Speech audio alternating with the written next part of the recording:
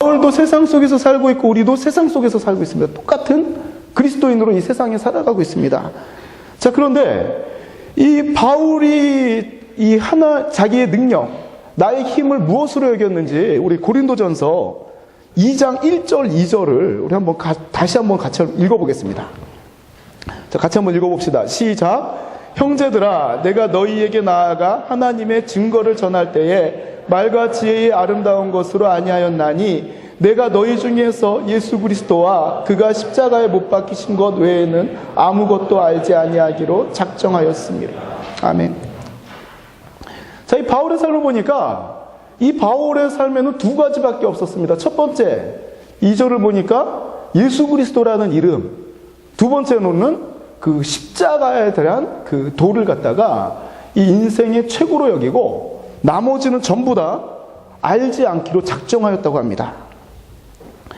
자, 저는 이 2절의 이 고린도전서 2장 1절부터 5절까지 이 본문 부분을 읽으면서 야, 이 바울, 나도 그리스도인이고 바울도 그리스도인인데 나는 이 세상 살아갈 때 예수 그리스도랑 십자가만 들고 나가기에는 너무나도 힘이 드는데 어떻게 바울은 예수 그리스도 하나만으로 그리고 이 십자가 그 사건 하나만으로 이 삶을 살아갈 수 있었을까?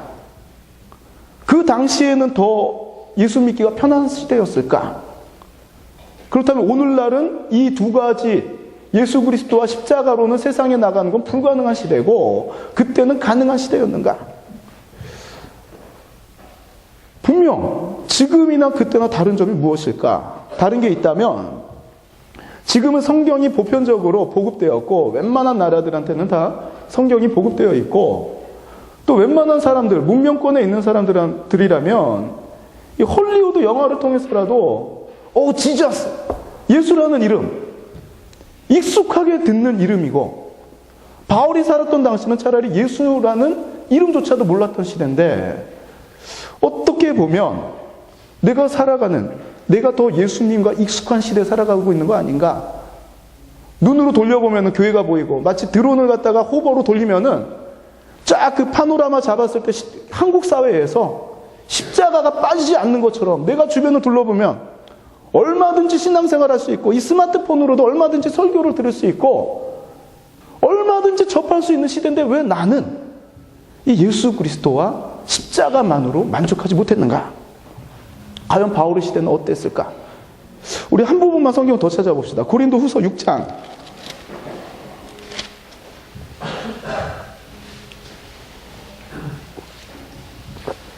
4절부터 10절까지 고린도 후서 6장 4절부터 6절까지 4절부터 10절입니다. 바울의 삶이 이 비춰지는 부분인데 우리 한번 같이 한 목소리로 우리 같이 읽겠습니다. 시작. 오직 모든 일에 하나님의 일꾼으로 자천하여 많이 견디는 것과 환난과 궁핍과 고난과 매맞음과 갇힘과 난동과 수고로움과 자지 못함과 먹지 못함 가운데서도 깨끗함과 지식과 오래 참음과 자비함과 성령의 감화와 거짓이 없는 사랑과 진리의 말씀과 하나님의 능력으로 의의 무기를 좌우해 가지고 영광과 욕됨으로 그러했으며 악한 이름과 아름다운 이름으로 그러했느니라. 우리는 속이는 자 같으나 참되고 무명한 자 같으나 유명한 자요 죽은 자 같으나 보라 우리가 살아있고 징계를 받는 자 같으나 죽임을 당하지 아니하고 근심하는 자 같으나 항상 기뻐하고 가난한 자 같으나 많은 사람을 부유하게 하고 아무것도 없는 자 같으나 모든 것은 가진 자로다. 아멘. 바울의 삶을 보니까 많이 견디는 것, 예수 그리스도 십자가 이거 들고 나갔을 때 바울이 경험했던 것은 많이 견디는 것, 환난, 궁핍, 고난, 매맞음, 갇힘, 난동, 수고로움, 자지 못함, 먹지 못함. 이 두 가지 일은 들고 나가니까 세상에서 나를 향하는 것이 온갖 환난과 수고로움과 자지 못하는 것까지, 먹지 못하는 것. 바울이 바울서신 쓴 거 그 단어들을 보면 법정적 용어를 많이 씁니다. 법정적 용어. 즉 오늘날 말로 하면 법대 출신의 로스쿨 출신이든지 이 그 사법적인 그 기관에서 무슨 단어를 사용해서 어떻게 돌아가는지 빠삭하게 알고 있었던 사람, 율법으로 따지면 단어 하나만으로도 삼위일체를 설명할 수 있을 만한 종교적인 지식도 가져 있고, 헬라어도 철학적으로 전혀 반박할 수 없을 만한 문체를 구사했던 바울. 오늘날로 따지면 사회 지도층입니다. 사회 지도층. 이런 특수한 인재가 다 이걸 내려놓고 그리스도와 십자가 외에는 아무것도 알 줄 않기로 작정하였노라. 그 뒤에 삶은 이 스펙을 가지고 나가면 얼마든지 이 사회를 지도할 수 있고 컨트롤할 수 있는 그런 입장인데도 불구하고 예수 그리스도와 십자가 이름 갖고 나가니까 많이 견뎌야 하고, 환난, 굶비, 고난 따라오고, 매맞음, 갇힘, 난동, 수고로움, 자지 못함, 먹지 못함. 우리가 두려워하는 거 아닙니까? 이것 때문에 우리 힘든 거 아닙니까? 사실 이거 하지 않게 해달라고 우리 기도하고 있잖아. 우리 제발 좀 풀어달라고 기도하고 있잖아요. 그렇죠? 먹게 해달라고 기도하고 있잖아. 우리 견디게 해달라고, 이 견디는 거, 이 어려운 순간, 고난 피하게 해달라고 우리 기도하고 있잖아. 그런데 바울은 그게 아니었다고.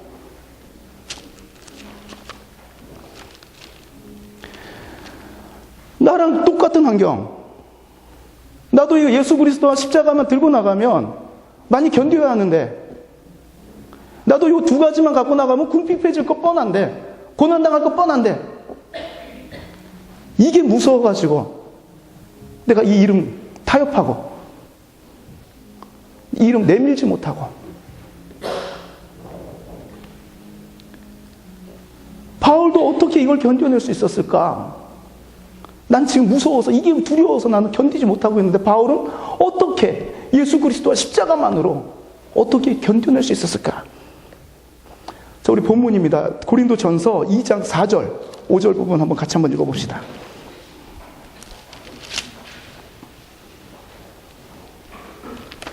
자, 고린도전서 2장 4절에서 5절입니다. 같이 읽겠습니다. 시작.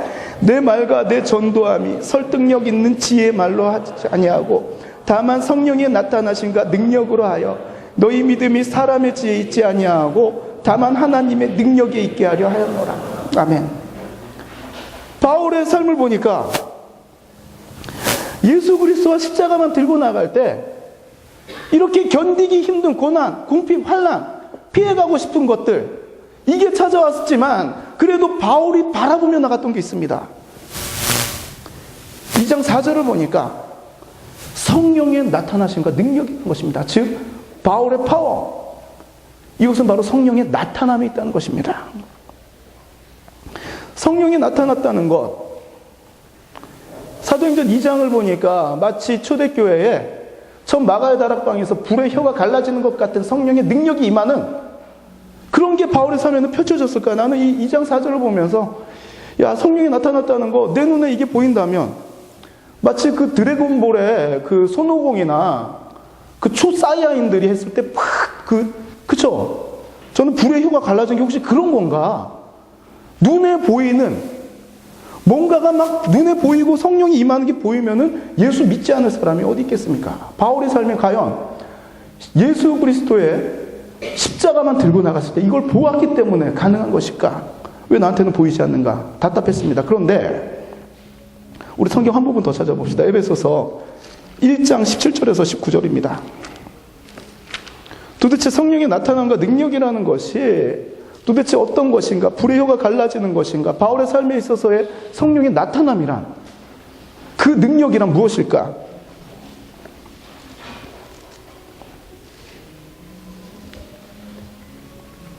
에베소서 1장 17절에서 19절까지 같이 읽겠습니다. 시작. 우리 주 예수 그리스도의 하나님 영광의 아버지께서 지혜와 계시의 영을 너희에게 주사 하나님을 알게 하시고 너희 마음의 눈을 밝히사 그의 부르심의 소망이 무엇이며 성도 안에서 그 기업의 영광의 풍성함이 무엇이며 그의 힘의 위력으로 역사하심을 따라 믿는 우리에게 베푸신 능력이 지극히 크심이 어떠한 것을 너희로 알게 하시기를 구하노라. 아멘.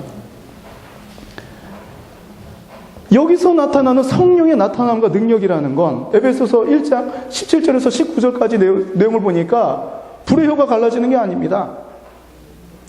이 수고로움과 이 견디기 힘든 이 세상에 나가서 예수 그리스도 이름으로 승리한다고 그랬는데 승리하기는커녕 맨날 힘들고 맨날 어렵고 오히려 예수 믿지 않는 사람들이 더 즐기고 더 잘 사는 것 같고 시간 활용 더 잘하고 힐링도 충분히 하고 나보다 스트레스 덜 받고 이런 상황이 이게 과연 승리하는 삶인가? 그런데 에베소서 1장 17절부터 19절까지 보니까 우리의 마음을 밝히사 부르심의 소망 이 세대 가운데 예수 믿게 하셔서 많이 수고로워야 하고 주일날 쉬지는 못하고 예배드리고 봉사하고 헌신하고 자, 왜 이것을 해야 하는지 알게 하는 게 바로 성령의 나타남이라는 것입니다.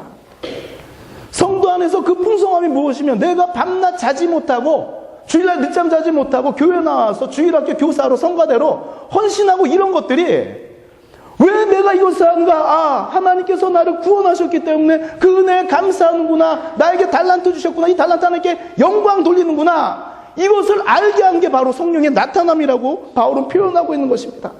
19절을 보니까 그의 힘의 위력으로 역사하심을 따라 믿는 우리에게 베푸신 능력의 지극히 크심이 어떠한 것을 너희로 알게 하시기를 구하노라.